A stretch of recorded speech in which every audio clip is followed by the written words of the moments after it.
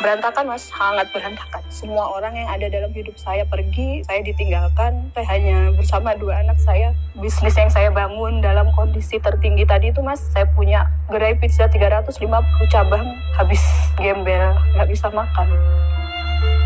Saya ini sudah diselingkuhi, ditinggalkan, tapi saya justru yang bersujud untuk dia stay gitu. Tolong mas, jangan pergi. Sampai saya sujud mas, sampai seperti itu. Udah nggak bener, udah keluar dari jalur, terlalu mencintai itu udah. Kalau buat saya waktu itu tuh bukan sangat cinta ya, tapi lebih ke anak-anak. Dan ternyata saya sadar ya bahwa saya sedang tidak memberi contoh yang baik untuk anak-anak ketika masih bersama.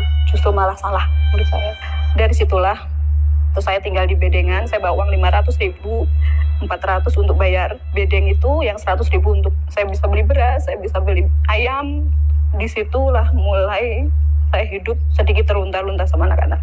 Terus memulai sambal alu di situ, jualan nasi, liwet, ayam bakar sama anak-anak, sama 2 anak saya itu. Saya sempat depresi, mau rasanya mati aja. Untung ketemu sama temen yang ngajak kajian selama 7 hari itu. Setiap hari saya perlu kajian, karena kalau enggak saya merasa kayak mau mati aja mas. Karena aku merasa kayak kamu nggak pantas, kamu nggak cantik, kamu nggak becus, kamu nggak berharga gitu. Ya udah, jelas yang terjadi di rumah tangga ini ya karena kamu sudah seberjuang itu, sudah memperjuangkan itu, tetap aja kamu ditinggalkan. Jadi memang udah kamu nggak pantas, udah. Itu yang membuat saya akhirnya kayak merasa nggak berguna gitu loh mas. Kalau kata anak saya tuh ketawa-ketawa, air mata sambil keluar, kepalanya jedot-jedotin ke tembok. Saya itu di kamar katanya udah berhari-hari nggak mandi, udah berantakan. Cuman ya kayak orang gila gitu loh mas, sudah nggak ini. Dan tapi itu momen yang seumur hidup nggak bisa saya lupakan. Saya dibangunkannya, saya didudukkan sama teman saya ditamparnya mas. Dia bilang gini, bangun Dian, kata dia gitu.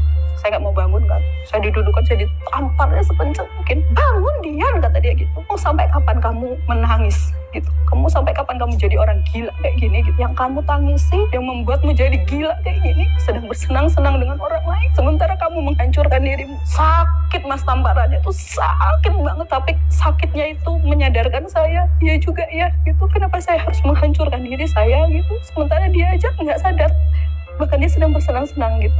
Besoknya saya mulai bangun, saya mulai mandi, saya mulai urus anak-anak saya mas, saya mulai berangkat ngaji, saya mulai ngurus usaha saya mulai sadar bahwa oh ya saya berharga. Saya mulai ke psikolog, dari situ akhirnya bangkit dan mulai sadar ternyata Allah itu baik. Dari situ terus saya ketemu kelas pola pertolongan Allah, dan saya mulai sadar ternyata saya hanya kehilangan 1 orang dan saya mendapatkan begitu banyak orang yang mencintai saya gitu mas. Pulang gitu saya berlinang air mata gitu. Tapi mau tahu nggak mas, saya seperti menjadi seseorang yang baru. Tahajudnya saya bilang gini sama Allah, ya Allah, jika memang engkau ridho dengan apa yang saya perbuat hari ini, saya ridho.